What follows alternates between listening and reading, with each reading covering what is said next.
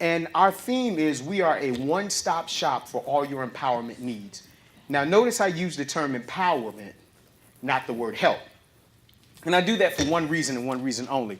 The word help implies a deficiency on the person receiving it. The word help implies a deficiency on the person receiving it. When I say empower, that means we all are on equal ground. We all have the same stuff. I'm just going to point out the light switch and let you flick it on. Is that all right? All right, so now just a little bit about me. I'm from Philadelphia. My wife, Sharice, back there is from Philadelphia with me. We moved down here about 2.5 years ago, just as an opportunity to expand our business, to be in a new market. Something you need to know about me is in Philadelphia, I pastored a church for almost 11 years. So I'm a big component of the talk back to me factor. Let's do a little test. So if I say, how's everybody doing today? And I say, come on, y'all. There we go. I just need a little bit of talk back. You give me a little talk back, I'll be all right, okay? I'm a short guy. I don't need a whole bunch. My assignment today, before I even get into that, can we give a great big hand for our conference host, Alicia? There you go. She got the princess wave. Bing! There you go. So we're grateful for the opportunity, and I sat back there, and I'm a very interactive kind of person. My wife kept looking over and saying, hush, because when Dr. Karen was up talking, I wanted to answer all the questions. I wanted to jump into sessions. I'm back there breathing in, eyes closed, going to sleep, coming back to life and all that great stuff. And I enjoyed her. And I thank you, Dr. Karen, for sharing such great information with us. Thank you so much. My assignment today is to talk about how to take your power back. How to take your power back. But before I do, not only am I a big component of talk back to me, I'm a big component of being very nice, because I just believe it's nice to be nice. And people respond better when you give gifts. Am I right? Indeed. Okay, so I'm going to ask a question. Who here came the furthest to make it to the conference today? Came from Chesapeake. What part of Chesapeake? We talking Great Bridge, we talking Battlefield Boulevard, all that? Now, mind you, I'm from Philly, so I don't know nothing too much about that, but go ahead. 50 minutes? Bing! Well, she can't win, because she rode with me. She already won. Did y'all get that? I got that. This is a CD. I go in the studio and do a ton of different work. This is called 7 Dumb Things We Do to Sabotage Our Relationships. I'm just curious, has anybody ever done maybe one dumb thing before? Maybe 2? Okay, those resources will be over there at my product table after I finish talking and sharing with you today. Let's go ahead and jump into this, because I want to definitely bring some light, some encouragement to what you're doing. Get a piece of paper out, because I do want you to take some notes, and I want you to write down 2 sentences as we get ready to start. 2 sentences. These are going to be your baseline for moving forward after this session. If I do my job correctly, you'll be able to answer these sentences very definitively and have an action plan after I finish that you can implement immediately to turn some things around. All right? Number 1, the first sentence I want you to write down is, I feel empowered when. Now, please don't answer it just yet. Give me a chance. I feel empowered when, ... Second sentence I want you to write down is, I feel defeated when, ...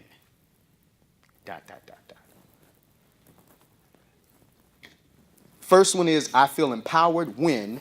The second one is, I feel defeated when. One of the first things I want to share with you when we're talking about taking our power back is that, first and foremost, please hear this, power is an inside job. Power is an inside job. It has very little to do what happens to you and more to do what happens within you. So with that principle, with that truth out there, I got some good news and I have some bad news. The good news is, if you lost anything, it wasn't taken from you. You gave it away. If you lost anything in your life, it wasn't taken from you. It was relinquished. That's the good news. Here's the bad news. If you lost anything in your life, it wasn't taken from you. It was given away. Right. So depending on the perspective or the paradigm that you choose to live on, that can be either great news or the worst news you've had all day. Because nothing that belongs to you, and let's clear that line right there. What you wear, what you buy, what you earn does not belong to you. What belongs to you is who you are. Because at the bottom line of it all, I can take everything from you, but if you're a winner, you're going to win. If you're not a winner, when everything's taken from you, that will be the reason why you can't win. So again, power is an inside job. If you lost it, wasn't taken from you, you relinquished it. Until we enter a relationship from the vantage point of worth, and say that word with me, everybody say worth. Worth. Until you enter a relationship from the vantage point of your own worth, watch this, you'll always attract people who are not on your level.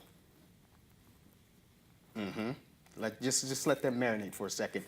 As long as you enter into relationships questioning your own worth, it is like radioactive influence. It's like energy. It's a vibration that emanates from your core being. You will always attract people who are not on your level. I have any Bible readers in the room? Anybody ever read the book of Genesis and know about Adam and Eve, the first couple with issues? First couple with some issues.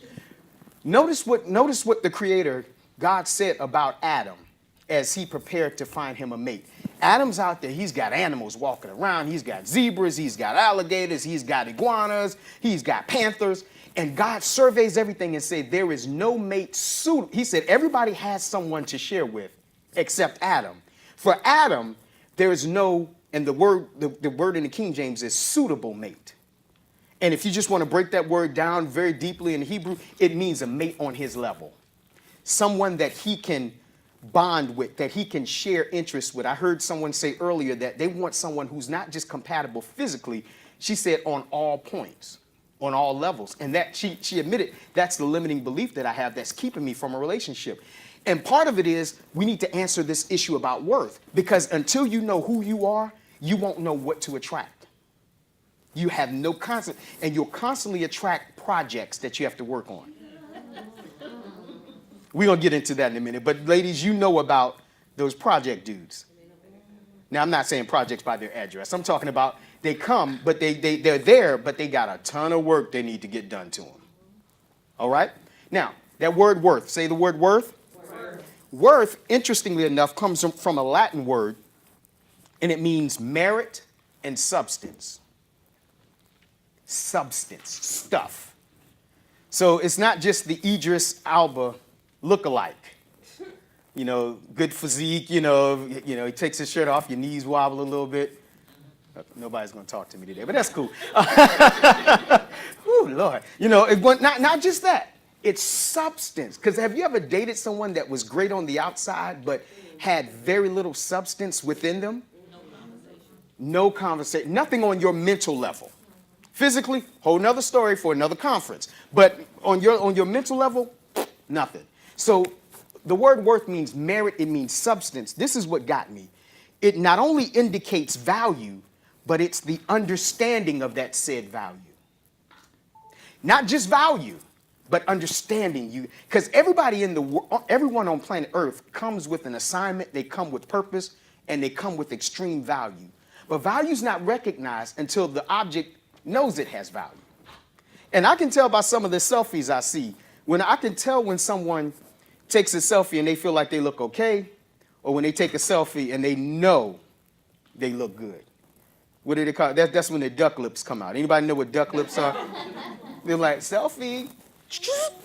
Like, girl, and you say on Instagram, girl, I'm killing them tonight. I'm just killing them. You know, come on. You know when you leave the house when you are slain. You know when you walk in, they're going to get slain when you walk past them.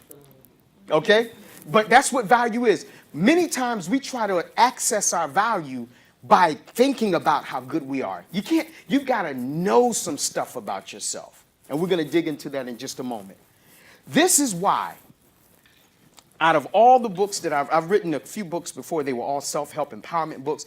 This is why I wrote the book, The Modern Princess, the 21st Century Guide for Fairy Tale Relationships. And I always get people that say, I don't want no fairy tale. No, no, no. Hear me out before you just shut your mind on it. I had a conversation with my daughter who just happened to turn 18 about 3 or 4 weeks ago. I know what you're thinking. This guy couldn't have an 18-year-old son. He looks incredibly too young for that. An 18-year-old daughter. I got you. I think the same thing. But I know my worth. But we were having a conversation about all the Disney stuff that she made me ingest as a father. Because I sat with her for the tea times, the fake tea, the imaginary tea, and all that stuff, and the invisible sandwiches, and all the Disney music that she made me, learn. And she said something that just made me stop the conversation. She was like, Dad, I would never date a guy like the Beast from Beauty and the Beast because he was mean. What? It's a cartoon. Who's mean in a cartoon? She was like, well, he yelled at her and he shut doors. He slammed doors, he locked her in and all that stuff. So that's not the kind of man I want to date. A light bulb came on because I realized that her perception was driving her belief. And I started thinking, I said, I wonder how many people have seen cartoons, have seen different imageries, and walked away with totally different perceptions other than the cute thing that Disney was shooting for. Because we all know it, the happy ending, they all live happily ever after because the Beast turned back into Prince Adam, everything was cool. But there are a lot of women who get stuck in the cycle of potential with guys and never get rid of the Beast. So it made me back up and really objectify what I was reading and what I wanted to write about. So the book, just to give you a quick background of it, it's dating advice from a male perspective to Belle from Beauty and the Beast, who's the girl who always loves dating the bad boy, Dorothy from The Wizard of Oz, and I know, come on, Early, what's wrong with Dorothy? Dorothy's the girl that always keeps picking up these men with potential, but he doesn't have a brain, doesn't have a heart, doesn't have any courage. And she's always trying to get to Oz to meet this wonderful image of a guy who's going to fix everything, but then she pulls the curtain back one day to realize he's a guy with height issues hiding behind a curtain. And to top it all off, Dawn, she wouldn't have ended up in the storm if she hadn't chased the dog. So I ain't even going to mess with that. You're going to get that. Wednesday morning, you're going to be driving to work and almost have to pull over because you're going to. How many storms have I ran into chasing a dog? How many financial storms have I been in because I chased the dog? How many women do you know who wrecked their credit? Dogs have fleas. Because dogs have fleas. Come on, it's all right. Talk back to me now. All right, so I wrote this book about these, and the last lady in the book is Snow White, the quintessential princess, Snow White. And I began to realize that if anybody, sticking to point about taking back your power, if anyone lost their power, it was Snow White. How do I know she lost her power? Because she's the woman that's always dating men who are emotionally and physically unavailable for long-term commitments. Because she loves to mother them. I believe Karen was talking about that earlier. Alicia was talking about that earlier. She's the girl that'll pick up Grumpy. Because, you've dated Grumpy before. He's the guy you got to explain his actions to all the women around you. He just had a bad day at work today, girl. He's always snapping out. How are you in a relationship with someone where you're on 24-hour watch and walking on eggshells because you don't want to set him off today? Okay. Then she's dating Dopey. Dopey's the guy that's got 14 business ideas and has not tried one of them. She's dating Sleepy. Sleepy's the guy that doesn't have any drive. What do you do as a woman when you're the leader in the relationship because the man you're connected to has no drive? Would you like to try that? I don't know. If you want to. I mean, come on. If you want that, you can have a son and tell a man what to do. And the crazy part about it is she's dating these zeros. And I call them zeros because I wasn't that great at math, but I do remember in algebra, a zero has no value. It's in the equation, but it has no value. And you can't bring a number in till you move the zero out. So you've got these zeros that just want to get in between your parentheses. We'll just call it that. He's just trying to get some parentheses. Okay, you're starting to preach now. Go ahead. And he wants to take up space, but he has no value. And nobody in this room, but I know women, I've coached women who are comfortable having a man with no value just to say they have one. a placeholder. He's a zero holding place, not just holding place, but taking up place, space in your parenthesis. And you give your power to them because you could be fulfilled, but you're not willing to go through no thing in order to get to a new thing. So you're stuck with an old thing, and you keep telling yourself, I want something new, but you're not ready for something new until you're willing to have nothing. I would rather be alone than to sponsor my own company. And until you get that mindset that until I'm cool with me, nothing, no thing going on, am I even qualified to expect a new thing to come in? Okay? So let me give you some signs that your worth is under attack. Some signs that your worth is under attack. Number one, first sign that your worth is under attack is you feel isolated even in a crowded room. How do I know? What are some signs that my worth is not where it should be? I'm in a room full of people and I'm still lonely. I'm here, but I feel disconnected from the people around me. Isolation. I love watching National Geographic, and me and my sons used to watch it, and we'd be watching that one zebra or that one gazelle. Everybody's over there drinking water, and that one gazelle just loop-de-doo. And my son said, Dad, he about to get it. I was like, oh, he fitting to get it now. And who do you think the cheetah's going to attack first? The herd or the one that's just isolated? You know you're going downhill when you just don't even have the energy to be around people today.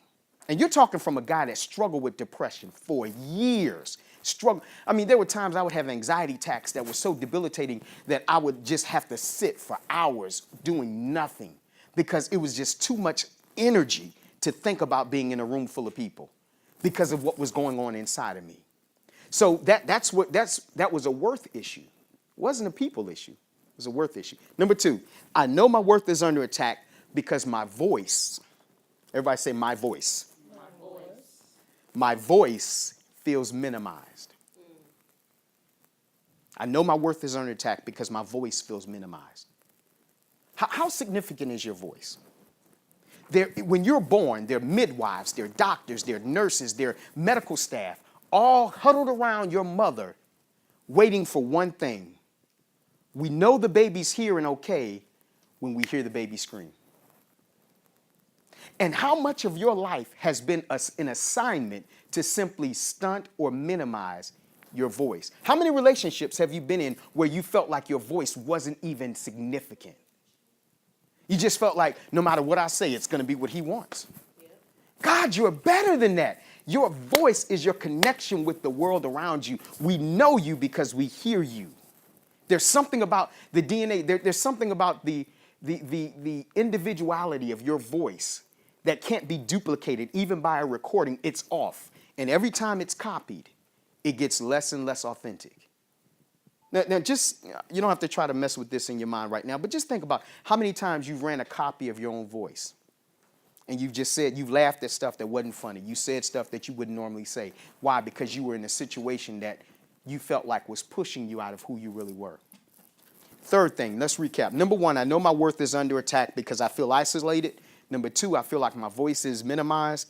And number three, my self-confidence is eroding. My self-confidence is eroding. I'm losing me in this. What do you do when you're losing you with the man or woman that you said you loved? And better yet, here's the question you need to ask yourself. How much of you is worth losing to have a bunkmate? I'm being PG because we got children in the room. But how much of you is really worth losing to have that zero with the parenthesis? Now, I'm going to tell you something that you may not know about men. We sense it. It's a part of what we do. It's a part of how we are. In my 20s, long time ago.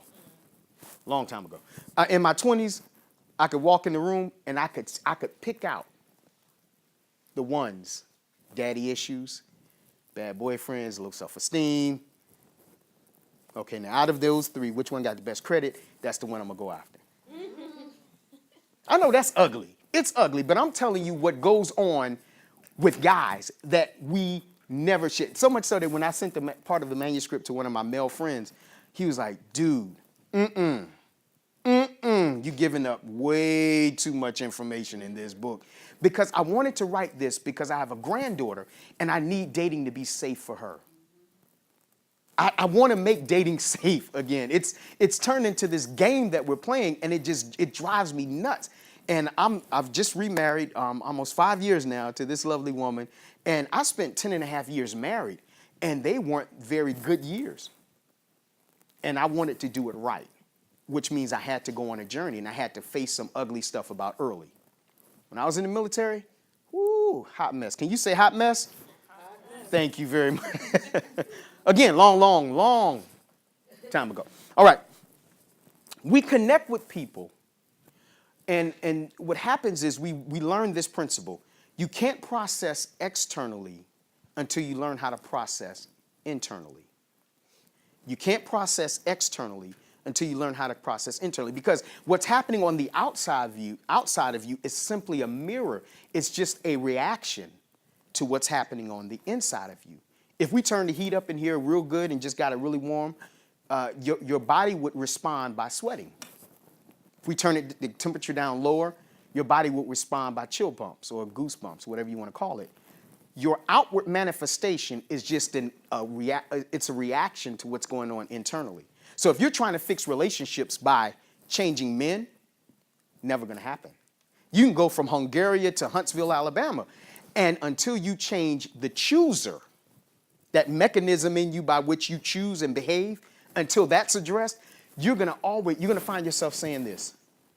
Everywhere I go, I meet these losers. I had a client, and I believe someone said this earlier, that she was telling me about all the people that are wrong at every job she's ever had. And I said, you know what? There's enough circumstantial evidence to put you away for life. Because you know people get convicted on circumstantial evidence. If every 7-Eleven I go into and every camera feed that the police get back, the only thing going on the same is that Early was there, they're going to pull me in for questioning. Why? Because I'm on the scene of the crime. The only person that's been constant and consistent with every crime of relationship status that you've had was who? Come on, say it with me, say me. You were at the scene of the crime.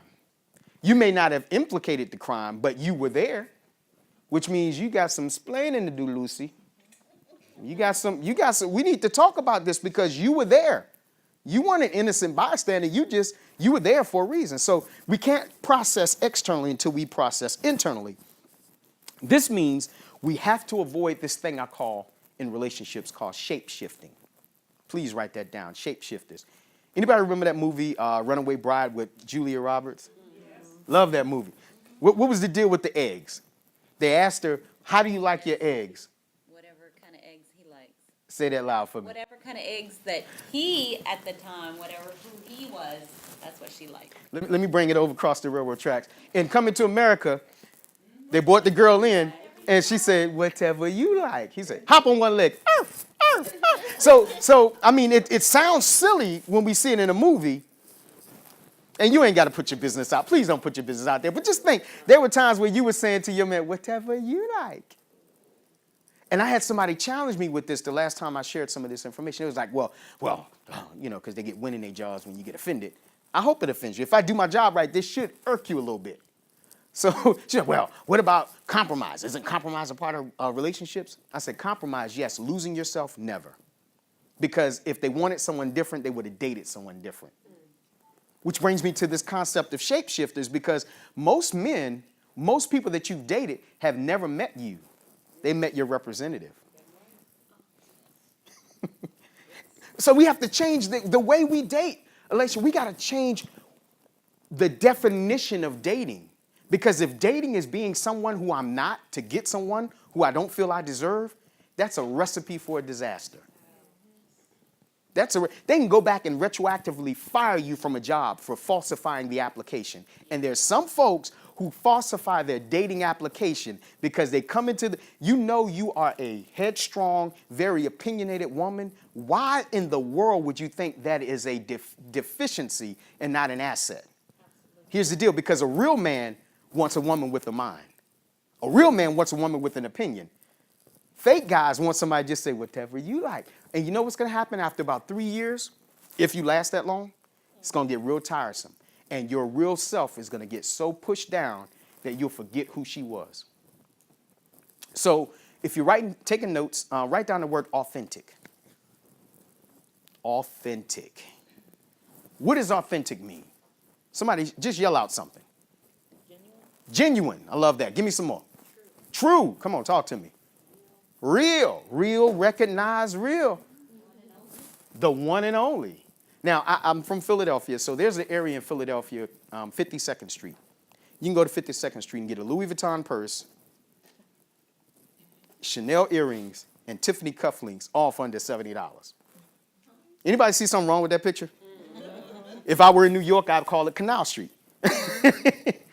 and the funny thing about authentic is I call it going through the process. That's another word I'd love for you to write down. Everybody say the word process out loud. Say process. What is the process? Early, y'all asked some of the greatest questions I've ever heard. The process, by definition, is a series of operations that produce a finished product.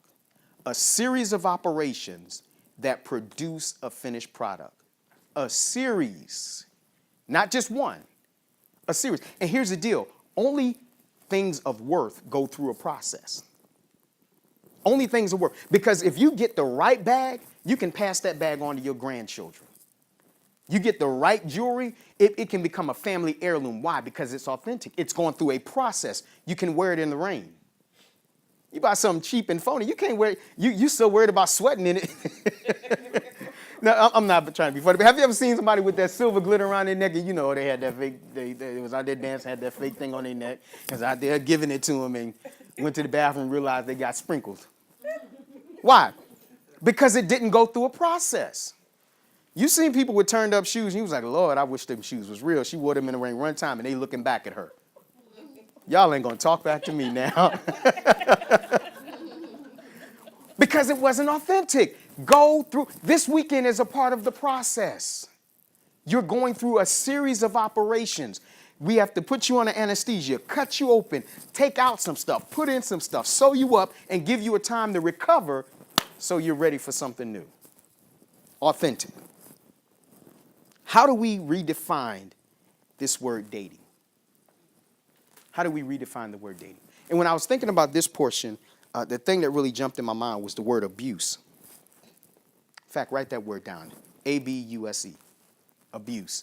And after you write it down, I want you to draw a line through the letter B and the letter U. Abuse. The word abuse comes from two root words, abnormal usage. And when you don't know the purpose of a thing, abuse is inevitable. When you don't know the purpose of something, you will abnormally use it. So why have I had all these woes in dating? Well, because you never knew the purpose of it. And I love when you think about limiting beliefs, I call it BS. Belief systems. I know what you were thinking. Get your mind right. BS. And your belief system comes from something. Doesn't just happen. Here's how it goes. You're born. They look at you. What's your name, ma'am? Christy. That's your full? That's my full first name. Christy. So they looked at you, you came out, you're here. They said, oh, look at her ears. She got her mama ears, girl. Yeah, we're going to call her Christy. You didn't choose that name. It was given to you. Now, what happens is once you begin to grow up, you grow up in this incubator called family. And to their defense, they did the best they could with the information that they had. And some of it was dysfunctional. You didn't have a choice in it. You grew up in this environment, and they said this about you. You didn't choose that mindset. Your belief system at the beginning is inherited by the environment that you call family. So much so that I was a preemie. I was born, my mother, as soon as she started her 6th month of being pregnant, she had kidney failure. They had to do an emergency C-section. There was so much poison in her body at the time that her kidney was unable to filter. They had to take me within 12 hours of her situation. I came out, they said I looked like a bar of soap. I weighed 1 pound, 7 ounces. Now, that may sound survivable now, but 42 years ago, that was a big deal to be that small of a preemie. They said the biggest thing on me was my head. Watch yourself, man. I felt that. As soon as I said big head, y'all was like, yup. See, I hear things too. So I was born in that environment. My mother almost died. I stayed in the hospital for several months after being born. Came home. They told her this boy is, actually what they said when she first got to the hospital was, we need to abort because there's no way this guy's going to have a normal life. There's no way that this little boy is going to be functional. And I'm the only boy, the youngest. So she said, we got to give him a fighting chance. And my mother did something so sacrificial. She said, if it comes down to it, save him. Because she knew that there was some kind of purpose on my life. Fast forward 5, 6, 7, 8 years old, I would want to go out and play. My mother wouldn't let me because she said, you can't run. You can't do those things. You're not like other kids. You get sick very easy. So guess what I did? I got sick very easily. Why? Because that was the BS that was given to me. It wasn't until I was about 10 years old that I realized I didn't even have asthma. My lungs had developed properly. I just never tried them. And one day at school, I just took off running and didn't die. I was like, okay, in my little 10-year-old mind, I'm thinking, okay, I'm going to take a run and I might die after this. I don't know. Never tried it. But I began to push boundaries and borders. My mother wouldn't let me learn how to swim because in her mind, her dysfunctional, her limiting belief was, I almost lost him at birth. I want to keep him safe. Here's something to the defense of your critics or your haters, as you call them. Sometimes what they're saying is partly true, and they're only saying it to keep you from hurting yourself. That's their twisted mentality, but that's what they're doing. So you have to give them some benefit of the doubt and say, okay, they don't even know that I'm not a caterpillar anymore. I'm a butterfly. So I had to readjust these belief systems that I had that were limiting me. So you have to understand that until you are your authentic self, people won't know who to love. And one day the real you is gonna show up, and they're not gonna know what to do with it because hey, this isn't the woman I met. This isn't the guy I met. I was dating Sharice. I was pretty sold on the fact that she was the one. She came correct. I was pretty sold. This is how I knew. This is how I knew I was gonna marry this chick. I was managing a tuxedo shop in Philadelphia. She went to Olive Garden and got some lunch, and she said, I'm going to come to your office and have lunch with you. She came in. She didn't know that day I had a surprise visit from my district manager who gave me a reprimand. First one I'd ever had. I prided myself on being a good worker. I bring results. That's what I do. And he reprimanded me because of the way I was running my store. So when she came, I had so much wind in my jaws, it was like a tornado. I was like, I'm about to quit. He don't even know who he messed with. He doesn't know who I am. And she looked at me very calmly in between bites of salad and said, maybe if you were a better manager, and held your staff accountable, you'd be further along. What? You do realize we're dating, right? And I could shut this down when I get ready. This is what I was thinking. And I was like, what you mean? She was like, well, really what you're doing in this, you're treating this, you're abnormally using this, is essentially what she said. You are treating these people, you're not holding them accountable because I was on the heels of going through a nasty divorce. My work family became my real family in my mind. And when they misbehaved or when they were out of line, I felt uncomfortable correcting them because we had become so familiar. And she, as a manager, she saw the mistake, she saw my blind spot. And I was like, I cut the lunch very short that day and sent her on her way. And I didn't call her for 2 days because I was hot. There's nothing like a guy in his ego. You do know about that, right? So I was hot about that. So I was like, well, let's see how she feels when I don't call her today. She didn't call me. Huh. Women are stronger. I knew that, but I didn't believe it. So day one goes by. Next day I get up. We were accustomed to talking 3-4 times a day via text. I didn't text her, hey, good morning, how's your morning going? Nothing. So by 11 o'clock, I'm looking at my phone like, let me take this battery out. Because obviously the battery isn't working right. Let me call T-Mobile because my BlackBerry is not charging as it should be. So after that night, that next day, I finally called her and I said, hey, She was like, oh, hi, you're done? I was like, done what? She was like, you done feeling sorry for yourself? You good? I was like, huh, I like that. She held her ground and told me off. And what hurt the most was that what she was saying was true. I had stopped being their manager and became their friend. And I quickly apologized.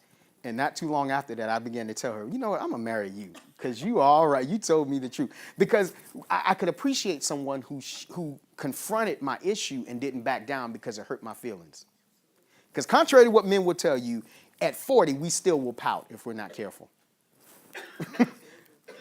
Every man is just a little boy inside that just gets his feelings hurt, and now he wants to take his toys and go home. And nobody gets to play with them. Y'all getting something out of this? Okay, laugh at my pain. It's all good.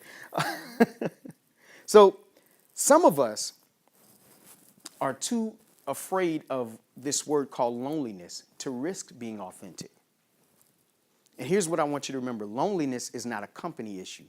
Loneliness is a heart's dysfunction issue. It's a dysfunction that's going on in the heart that says, I need this to be that. And I got some good news for you. You are already enough. You are already the bomb. You are already significant. And no one's going to tell you that until you tell you that. No one's going to tell you how great you are until you realize how great you are. And here's why. Because within the first, I'd say a good 2 hours of meeting someone, you are teaching me how to treat you. If I shake your hand and say, oh my God, that scarf is the bomb. I love that way that color pops. And you go, oh, this thing, I mean, I got it on sale. I only paid $3 for it. You just told me something about you. You didn't tell me that you were a thrifty shopper or that you know how to find a bargain. What you told me was, don't give me a compliment. I'm not worthy of it. Your hair looks nice. Oh, hey, this it didn't do what I want. I didn't ask you all that. I don't need to know that your hair didn't do what you wanted to do. To me, it looks great. Just smile and say thank you. You know what? Do me a favor. Just look at someone sitting next to you and just pay them a compliment. And when they do, all I want you to do is nod and say thank you. Try it.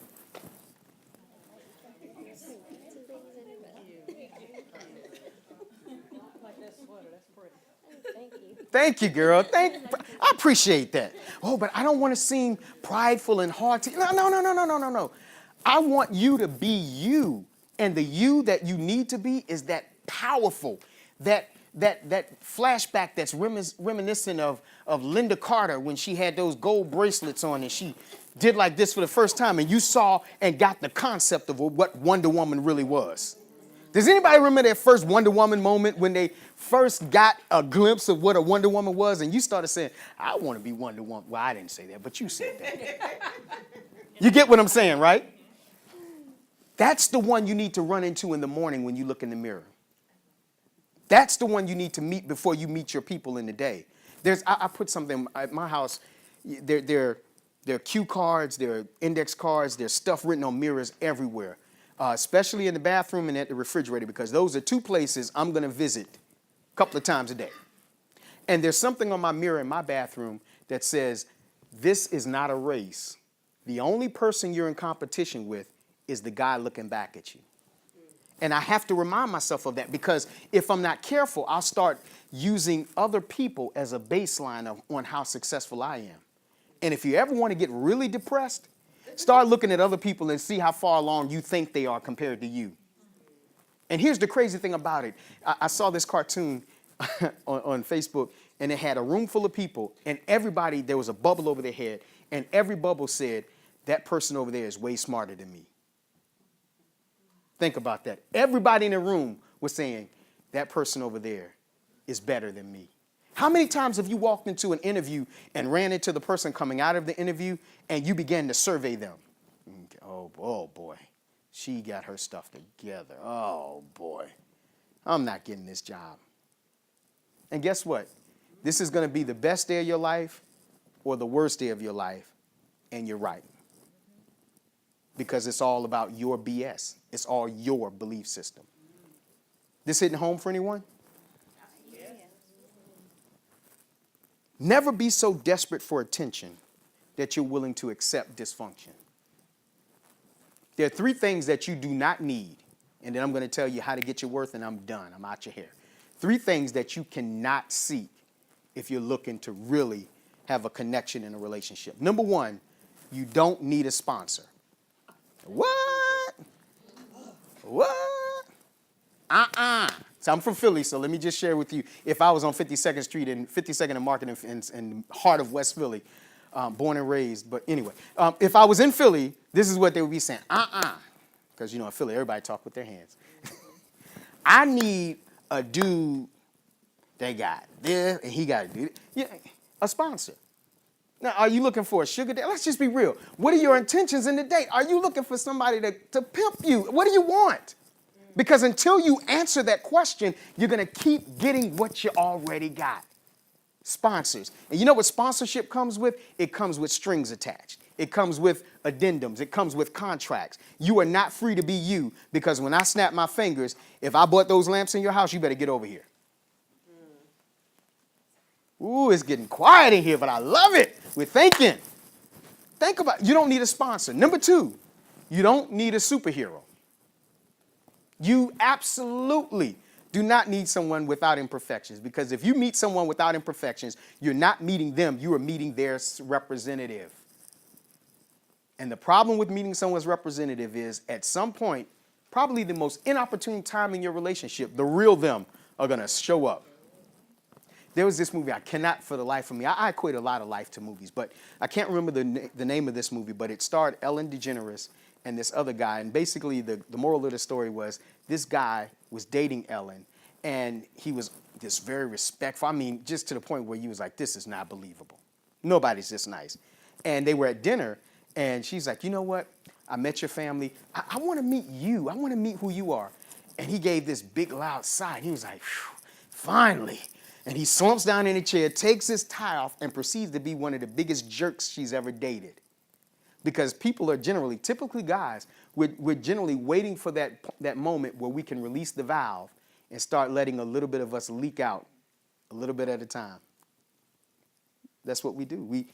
Okay, I'm going to do this. And before it was, good morning, my love. Now it's, you're like, well, when did you start doing that? That's who he was all the time.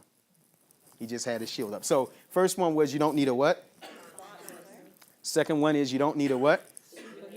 Third one is you do not need a sidekick. No, she said, thank you, Jesus. That's what I'm talking about. Thank you. I heard someone say earlier, and I'm not trying to put anybody on the spot, but they were mentioning the fact that when they meet guys, typically after a while, they won't move to that commitment stage. It just, you're stuck in the friend zone. And it's, we're hangout partners. That's nice if that's the, again, I'm not telling you how to date. I'm telling you make your intentions clear. If you just want a buddy, have at it. But don't go chase buddies and expect a significant boyfriend to blossom out of that, because you're not being realistic. Sometimes, even guys, we're very guilty of this. We'll fly in under the radar, especially if we know, and there's a certain type of guy that loves dating women that he feels are emotionally unavailable because they have someone. And they love to sit and hear you talk about how bad your mate is. And they're your work boo. That's my work husband. He buys you salad. He knows you love that French cream dressing. So when he comes back from when he's got it, you like, oh, I wish he was fine. Oh, I do. Or it's the security guard that you know is way out of your date range because he's too old, but you just love on casual Friday when you come in with your jeans and pumps. You like, look at you there, girl, you're looking good there, girl. And you like, shut up. You want a sidekick. You want an escort. But you don't need one. You need someone who's going to connect with you on your level. All of what I said about owning your power and taking back your power should leave you at this stage. I'm ready to know how. You ready? Let me give you 3 quick things. How do I get my power back? How do I get my power back? You know, before I do that, let me just read a passage to you out of the section of Snow White in the book that I wrote, The Modern Princess. And since we have a nice smaller group, a nice intimate group, I can show you. This is Audrey. This is my grandbaby, Audrey. She's 4 going on 24. Exactly. And she will throw that hand on her hip and flare to the side and say, I'm a princess. How you know you're a princess? Because I'm pretty. That's all she knows right now. And I'm like, Lord, I got to make dating safe for her. Lord, I got to hurry up and make dating safe for her. So here's a little section. Think about this with me. Boys are raised to be occupational, while young ladies are raised to be relational. Now, I put this part in the book because I've raised boys and I've raised girls. And over on my girls' side of the house, I'd walk in there, her room, she's got her dollhouse there. She's got her Ken and Barbie or whatever the hot new toy is. She's got that. She's got this. It's pink over here. Everything's put away nicely. It's a little junky, but nothing out of the whack. And I looked around and I began to notice everything that she plays with is relational in nature. I go 4 feet across the hall, it's a madhouse over there. It's Tonka, it's Legos, it's cops and robbers, it's cowboys and Indians, it's Call of Duty, it's World of Warcraft, it's occupational stuff. That's why when the men meet men, we go, hey, what do you do? Why? Because we identify on the mindset of what you do is who you are. Women meet each other, they spend 20 minutes going, well, how many kids do you have? Oh my God, what school they go to? That's a good school district. Because it's relational. And then at the end of it, it's like, where do you work, by the way? And it's just a by thought. Because men are occupational by nature, women are relational by nature. When Adam was born, when God gave him his assignment, he said, be fruitful, be multiply, subdue, replenish, have dominion, control stuff. If we can't control stuff at work, when we walk home, get this up. I came home one day and I was under some serious pressure at work, Dawn. I walked in and my son was sitting there playing. I was like, all right, let's get this stuff together. Cut those lights off. That costs money. I'm going through. He's like, Dad, we kids. Because I asked myself, what's all this stuff doing? He was like, we kids. What do you mean? This is what we do. Because men, when we feel out of control, we seek to control. Totally different thing for women. When you feel out of control, you seek relations to help you balance that. But for men, we feel like we're less than if we're not in control. My time is getting away from me. Where was I? So when young boys begin to play they're building, they're constructing, they're fighting, they're wrestling, they're developing weapons. My son would turn a stuffed animal into a sawed-off shotgun. Boom! I'm like, that's a stuffed animal. He said, no, it's not. It's my mega gun. Because that's what boys do. But little girls, every toy encompasses a relationship. We give our daughters dolls while we give our sons toy guns. Can you see that? Occupational versus relational. When boys are playing, they're playing cops and robbers, cowboys and Indians, and armies and tanks with things blowing up. When we give them Legos, they build weapons or spaceship. Boys are adventurous by nature. I have 2 sons, and they are rambunctious, and there's no way you cannot have fun with little boys wrestling around on the floor. But little girls are character all different to themselves. So there came a time, even in our relationship with my sons and daughters, where I had to tell them, don't grab your sister like that. She's 13 now. God, I freaked out. Sharice tell you, I was like, oh my gosh, she's wearing little tank tops. That means the next thing is little training, bro. Oh my God, I'm not ready for this. I needed smelling salts because I'm just not ready for her to develop. And she would tell you, I would grab her, she'd be like, Dad, stop, I'm a lady. I was like, oh girl, you my baby, But after a while, I just had to come to the realization she's growing and she's becoming more and more relational. So you know what's coming next? Boys. Oh, all right, caramba. All right, so I'm in therapy about that. So, she's 18 and she's leaving for college in about 2 months, and I'm like, okay, here's the litmus test. Have I done everything I could to empower her and equip her? So 3 things you can do very quickly to take your power back. And remember, if you lost anything, it wasn't taken from you. You gave it away. Number 1, first thing you have to do is you have to wake up. You have to wake up. You have to become aware of what's going on around you. You have to become aware and do an assessment of what you have to offer right now. Because nothing raises your value like getting your value appraised. Someone gave me a gift once of a watch, and I got it and I liked it, and I was like, this is a nice watch. Thank you. This is very generous of you. And I went in, I took it to a jeweler and got it appraised. And he put on a little thing. He was like, wow, somebody likes you. And I was like, wait. What are you saying? And he began to tell me about the watch and the jewels and everything. I was like, oh, I wore it differently because I knew of its value. When you wake up, you can assess your own value. There's a scripture, I want to just throw this out. It's a principle. I believe the Bible is a book of principles that can teach you how to live better. The Apostle Paul was talking to the church in Ephesus, and he said, you know what, I'm praying for you.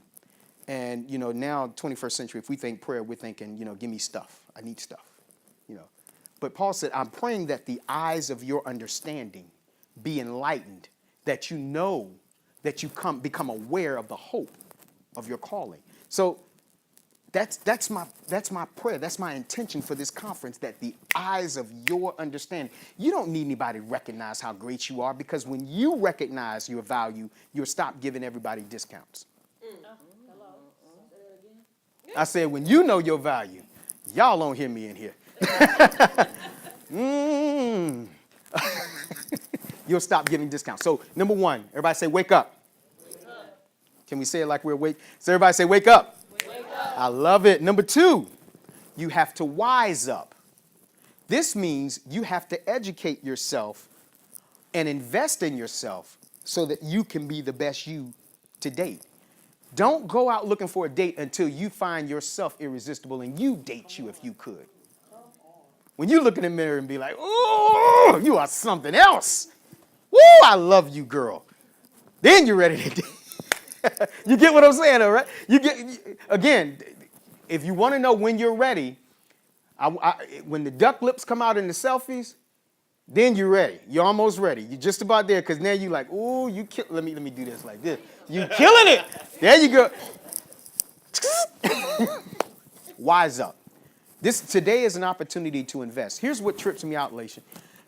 We spend so much money on the external stuff, red bottoms, Gucci, labeled, and then we chimp and cheat ourselves on educational things. Because you can't do better until you know better.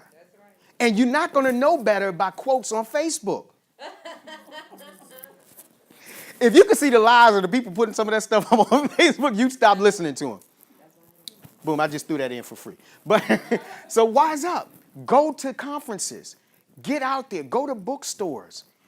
There were times, Sharice and I, we still do it. We'll go to Borders. She goes her way, I go my way, and we meet back in a couple of hours. And when I run into her, I got a handful of stuff. She got a handful of stuff, and we're exchanging. She matches my hustle. She not only matches my hustle, but she matches my intellectual. And when I'm weak, this is what covenant is. Covenant is an exchange of strengths for weaknesses. So in the areas that I struggle in, she excels in. So we cover one another because we understand the concept of covenant. And when you're dating with someone, you're preparing to cut a covenant with them.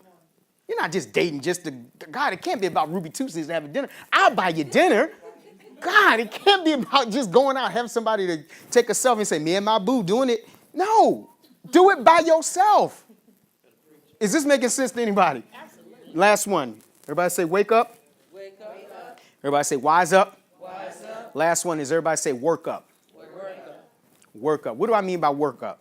That means you've got to begin to position yourself around the type of people you like to date. This is what amazes me about dating is you want to hang out in the den of fools and find a gem, find a jewel. You just want to hang out in all of the local dives, and you're expecting to meet a decent, wonderful, delightful gentleman in this den of hoochiness. That means you might need to be in New Orleans for the Essence Festival. Why? Because the Essence Festival is also a gathering of business-minded or entrepreneurial type people. You need to be in those environments. You need to change. If you do what you always done, you'll get what you always got. So I'll know you're ready for something new when you start going somewhere new. I heard that Ruth Chris. Oh, that's too expensive. No. They have a happy hour networking thing that they do once a week. You need to be around that, not the Old Country Buffet. The Old Country Buffet is gonna have some nice guys there too. Don't get me. I'm not being elitist or being exclusive, but I'm just saying. You need to go where the type of people you want to date are hanging out. When I went through my divorce and I had that period of being single, I could not. I just couldn't bring myself to go back into the club. Now, I did it once, and I got in there, and I was like, it's hot in here. Everybody bumping up against me. I'm trying to get somebody to talk to, and they're like, what? What? And I was like, hey, you look nice. They were like, what? You buying me a drink? No, I didn't say that. They $12 here.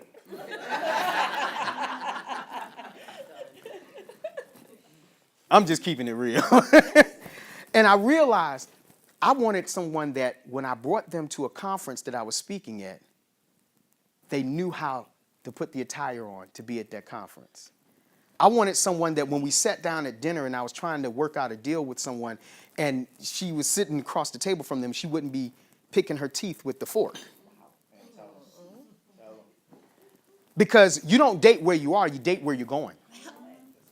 You're dating where you're going. And sometimes the thing that's ruining your relationship is that you start stepping into your destiny, but the person you're with isn't willing to step. So you're dragging them so that you start saying stuff like, we just don't connect anymore. We're growing apart. You're not growing apart. Y'all are just finally being real, and you realize y'all were never together. Taking back your power. Number one, you got to wake up. Number two, you got to wise up. Number three, you got to work up. Go where the fishing's good. I'll close with this story. There was a older fisherman, sat on the pier for years. People would come, people would go. They'd see this guy. Never saw his cooler with any fish in it. And that's something scary, to see somebody fishing for years and never caught anything. He's a seasoned fisherman, never caught anything. So one day, this young guy was there, and he just said, I'm going to talk to him this time. He walks over, he says, excuse me, sir. Hey, how you doing? Had nice pleasantries. He said, do you ever catch fish? He was like, man, I don't know what's going on. The fish around here just don't bite. Now, meanwhile, the guy's looking around. Everybody else going home with fish except this person. So he said, well, okay, what kind of rod do you use? He said, I got the XL 30,000, all this other. Okay, well, okay. What kind of bait do you use? So he said, well, I use donuts. He said, well, run that back to me again. You're fishing with donuts? He was like, yeah, I love them.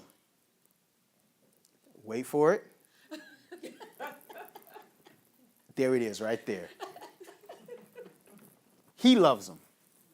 Doesn't mean the fish love them. Again, that's going to be a delay. When Tuesday morning on work, whoa, I just got that early. You're going to tweet me like, yo, early. You killed it. I just got it. That's all right. I got you. So you have to think about what you're doing. Not just how is it affecting you. How is it affecting the people that you're trying to attract? Once again, my name's Early Jackson. Please, we're going to have a little break after this, I believe. Meet me over at the table. I've got some CDs. I'm a firm believer in turning your car into a moving university. I've got CDs over there on how to deal with, it's called When People Attack, how to deal with people with psychopathic natures, because obviously it's not you. All right. I've got something on how to have next level affirmations in your life. I've got a CD over there called the 7 Dumb Things We Do to Sabotage Our Relationships. And then there's a CD called The Real Housewives of Fantasy. Not the Real Housewives of Atlanta or New York. These are the Real Housewives of Fantasyland. And I talk about Belle, Dorothy, and Snow White in there. Once again, Early Jackson, thank you so much for the energy. Give yourselves a hand.